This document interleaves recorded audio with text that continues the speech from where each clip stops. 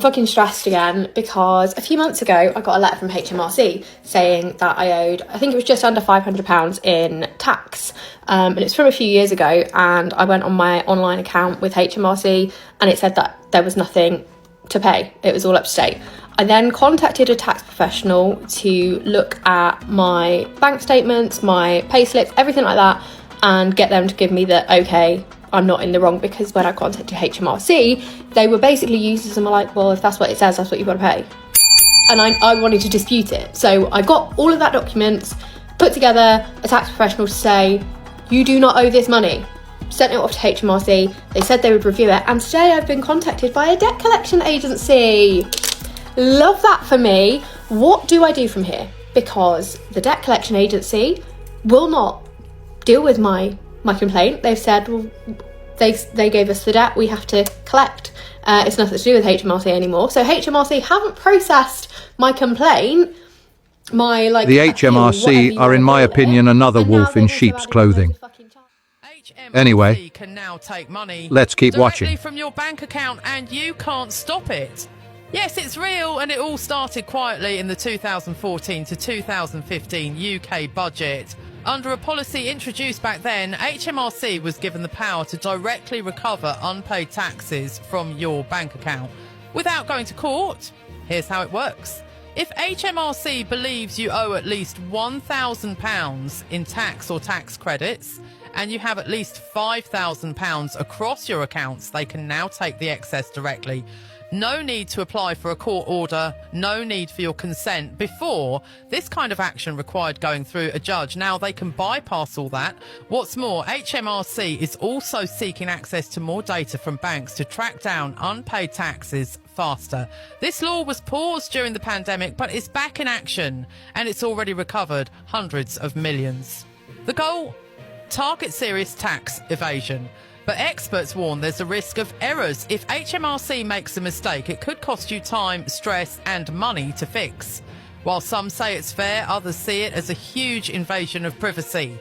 What do you think? Should they have this much power? HMRC has issued a warning to anyone with more than $3,500 in savings because they could be due an unexpected tax bill, and this is because interest rates have been high over the recent years, which will unknowingly have put many people over the interest allowance. And if you're a basic rate taxpayer, then this means that you can earn up to £1,000 in interest tax-free, but this number falls to just £500 if you're a high rate taxpayer, so that's anyone earning over £50,270. There's an even bigger risk for those who've got cash saved up in fixed rate terms, because these tend to pay out at the end of the term. So if you put £4,000 into a 3-year savings account at a 5% interest rate, then if you're a higher rate taxpayer, you'll be paying 40% on everything above £500. And because the thresholds haven't risen in line with wages in recent years, and yet the price of everything is rocketing, this means that many people are now paying a stealth tax despite not being much better off.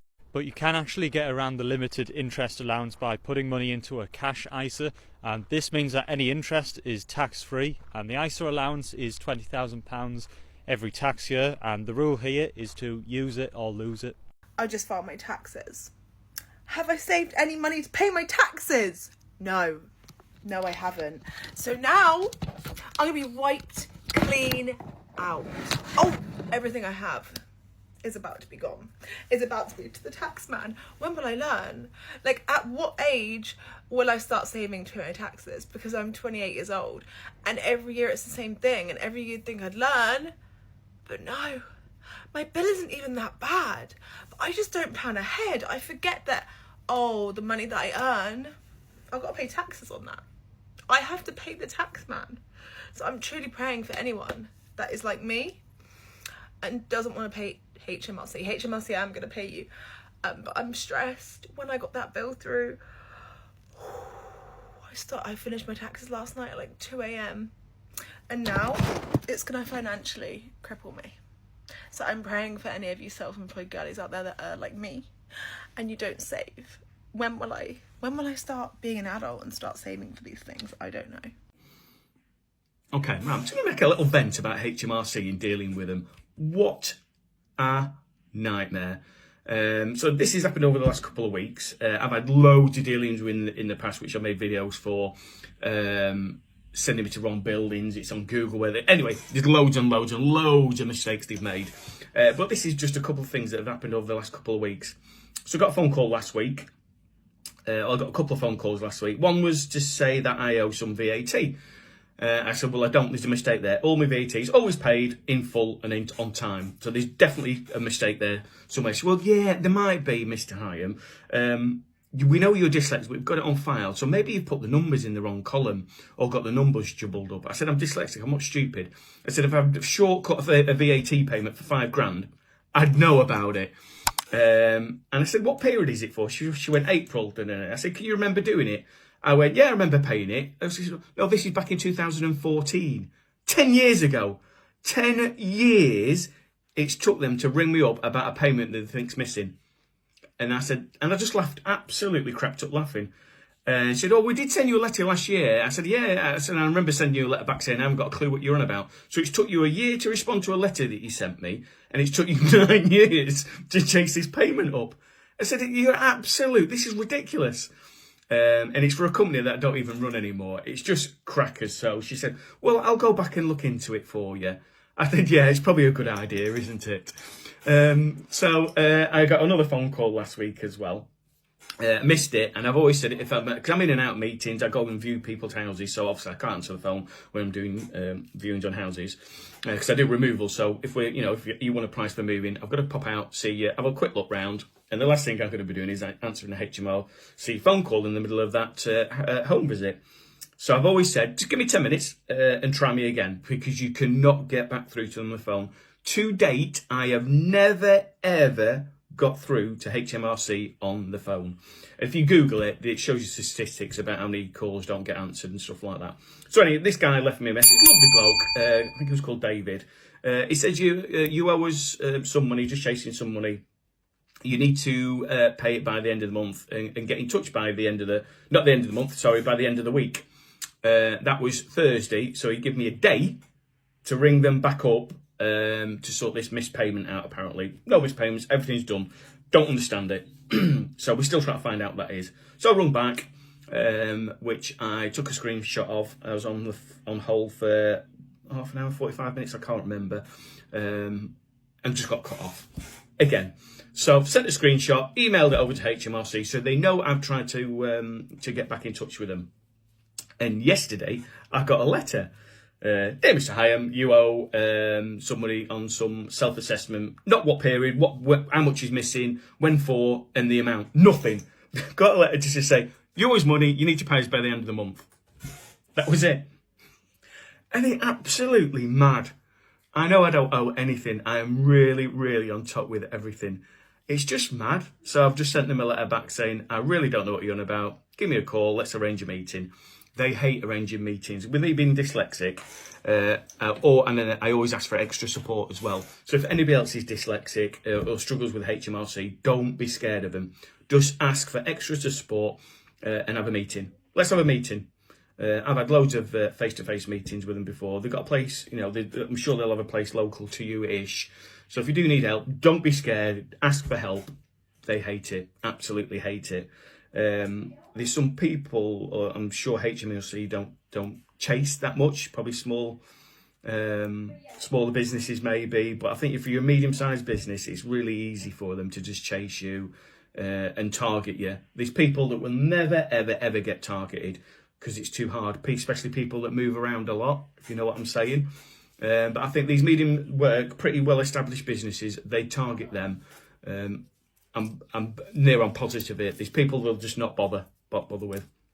But anyway, if this helps anybody, I hope it does. But dealing with HMRC, what a joke.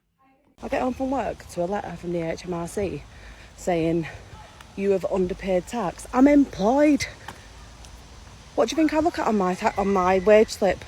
I look at the net pay. That's all I'm asked about. So that's a you problem. That sounds like a you problem. Dickheads. I am fucking red with rage, okay? Every fucking time I need to speak to HMRC, that fucking robot won't connect me to a person. I actually can't. When I applied for settled status, yeah, this is actually the fucking worst part of being an immigrant in this fucking goddamn country. I have indefinite leave to remain, okay? I never got offered a biometric permit, which now you apparently need for fucking everything on that goddamn website. I need both a UK passport and a UK driver's license. I've got one of them, I ain't got the fucking other, so what do they tell me to do? Get the government ID check app and scan your face on it, it'll work. I've been trying to do that for the last hour, okay? It got to the point where they were like, you have 2 attempts left on proving your identity. If not, we're gonna lock you out your government gateway ID account. So I'm like, right, clearly it's not scanning my fucking face correctly, what can I do? So then they're like, oh, contact our access services. They give me a number, I ring this fucking number, and this robot will connect me to anyone! She just sends me text messages being like, oh, here's the links to the websites that will help you. Bitch, I've tried! HMRC leave taxpayers on hold for 7 million hours. A damning report by the National Audit Office revealed yesterday found that call waiting times at HMRC have soared by more than 350% in 5 years, with increasing numbers of people not getting through the first place of having calls terminated. According to an official report that says the public is being let down. It said the quality of customer services provided by HMRC have been far below the levels expected, and that its phone lines in particular were not delivering. The National Office said HMRC's performance when it comes to its phone lines has continued to decline, with the department only answering 2/3, which is 67.2% of callers attempting to speak within the first 11 months of 23-24 tax year. This was down from 77% 2 years earlier, and the target is currently at 85%. As mentioned on my video yesterday, the Treasury are likely to put in £51 million to support HMRC to improve their customer service. But this comes at a time where tax and tax compliance is increasing, so you need the support, we need the support, so hopefully HMRC will kick into gear. But in the meantime, make sure you access gov.uk or speak with an accountant and tax advisor to help you. Comment below on what you think of this latest damning report. HMRC this week, what's been going down? So HMRC has been in complete and utter chaos. Just this week, over 30,000 late self-assessment submission penalties have just been cancelled.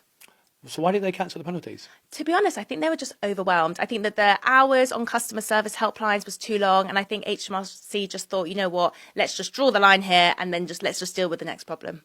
Yeah, I guess if customers can't appeal their penalties, then they can't justify them because they haven't had the ability to appeal those. It's really interesting because I read an article around a month ago of HMRC complaints at an all-time high. I remember they closed down the phone lines last year, and then there was a lot of uproar, so then they reopened the phone lines. And it's really worrying because they're taking this short-term approach of kind of short-term cuts, but ultimately it costs them long-term.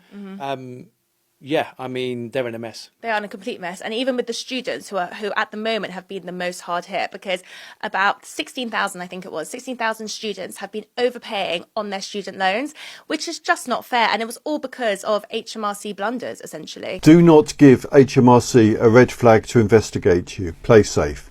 It's absolutely essential to be aware of the common triggers that can prompt an HMRC investigation. So these investigations can just waste a lot of your time, they can incur a lot of cost in getting someone to help you, and they can also lead to a substantial penalty. So it's very important to know about these 5 triggers and make sure you avoid them at all costs. 1.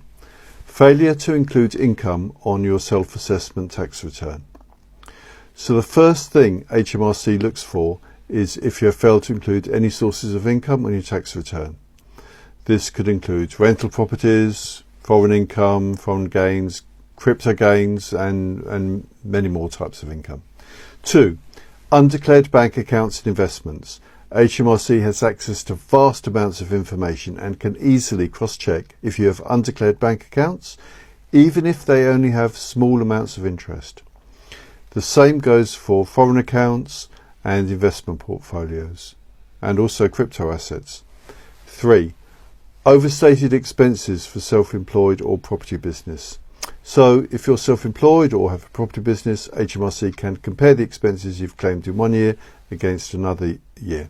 So if there's a significant difference or a loss, this could trigger an investigation. Also if things just look a bit unreasonable. 4. Incorrect claims for business asset disposal relief. So claiming business asset disposal relief in the wrong way, such as not including the necessary notes or ticking the right boxes, can also prompt an investigation. 5. Late tax returns or reclaiming refunds. So if your tax returns are late or you're reclaiming a refund, this can open up an investigation. HMRC typically starts with one area and then uses that as a basis to examine the rest of the year. So in conclusion, it's absolutely crucial to stay on top of your tax affairs and have a good accountant helping you. Guys, I have a very important video message to share, so please do not scroll away. So it is April, which means it is the new tax year, which means that this scam is on the rise, which is the HMRC mobile scam, right? Mobile phone scam. So I was on location, I was on shoot. I was just, thankfully I hadn't started yet. I was just going through all my papers and filing all my papers when I got a phone call, and it was from my mobile number, right? And I thought, oh, who's this? Don't know this number, right? And this is a relatively new number, so unless you've found it online, like, nobody is going to know this number unless you put it through an automated generated number thing. Anyway, I digress. So I answered the phone and it was an American accent claiming to be the HMRC. Now this was automated, it was evidently automated, right? And apparently it was threatening legal action because I hadn't responded to any letters. First of all, I haven't had any letters. Second of all, I don't run a business anymore, right? All my businesses have ceased trading, right? So I do not owe taxes. So it's a scam. I knew straight away it was a scam. And the thing is, right, is I hung up and I just went, oh, shut the fuck up. Hung up, right? And then I realised that's a mobile number. So I phoned the mobile number back and some poor bastard down in England has answered. He's like, hello? And I'm like, hey, do you think you're trying to pretend you're the HMRC trying to scam me, right? So my reaction was like, over the top, I agree, right? And he's like, I haven't phoned you. And I'm like, so how come I've got your number then, right? And he's like, I don't know, I'm genuinely sorry about this. I says, alright, okay. Hung up. And then what I thought is, this poor bastard, I feel so bad, right? So I went and typed his number into Google. Straight away got a hit. One hit. The only fucking result that came up, right? And it was a little flyer for some church fetty newsletter type thing down in some place in England, right? And the guy's name is on it, his email address is on it, his mobile number is on it, and I'm like, oh my god, this is like a scammer's wet dream, honestly. Please be careful about what you put online. So I sent him a text, right? Thankfully he's got an iPhone, right? I sent him a text with a picture, and I says, look, you phoned me, right? Sent him proof of the phone call. You phoned me first, right? Even though it wasn't him. And then I sent him the link to the thing that I'd found. I says, look, I put your number into Google. I says, found you straight away. So now I believe you that it wasn't you that was phoning me. So I am sorry about how I reacted. But I think it's worthwhile, since this is so out of date, this newsletter thing, that you remove it from the internet. And I says, also, be very careful about what data you put out there because now I know everything. And I says to him, it also might be worthwhile contacting your service provider to see if there's anything that they can do to help you, because it seems like a scammer has rerouted their call through your number, right? Your phone has been hacked, something along those lines, and I am so sorry, and I believe you, right? So please be very wary about this scam. It is the new tax year, which means these scams are going to be cropping up left, right and centre. First of all, here's some points to remember. HMRC might phone you for a mobile number, but it won't be a fucking automated American accent. And chances are they'll just text you first, and if they text you, it will say up the top, instead of a number, HMRC, right? A lot of these companies will text you for their actual name, right? So for example, for example, when it comes to Universal Credit, if I'm getting a text for Universal Credit, it will come up the DWP instead of some number. It will tell me straight away who it is. And if you're in doubt, hang up and phone HMRC and ask, you phone them and make sure that that was a genuine phone call. Do not, see if anybody is asking you for your bank details, for your address, for anything that is data related, do not give them it over the phone. Do not, unless you have called them. And always make sure, right, that you scroll down, when you type a company into Google, you scroll down a couple, right, until you find the actual website. Do not pay attention to the ads up the top, because a lot of the time, scammers and copied websites and whatnot will actually pay. They will pay to be bumped up the list so that you click on a like-for-like website. Always make sure, if you're on the website, if you're doing it through, PC or whatever, there is a padlock in your address bar on the left-hand side. That tells you that it's a secure line, right? It's a secure website. They've got a security certificate available. It's also worthwhile getting some software, whether it be, McAfee or F-Secure. I use F-Secure. You could even probably use NordVPN, right? So a lot of these things have security built in so that they will scan your phone, scan texts, scan phone numbers, and they will tell you straight away if it's a scam, right? But well, the HMRC seem to be another institution out of control in Blighty. I don't see it getting any better anytime soon. Maybe a selfish take, but I'm glad I won't be around much longer. The shame of all this would have my father spinning in his grave. See you all in the next video. Take care. So yeah, they've basically picked the wrong bitch to fuck.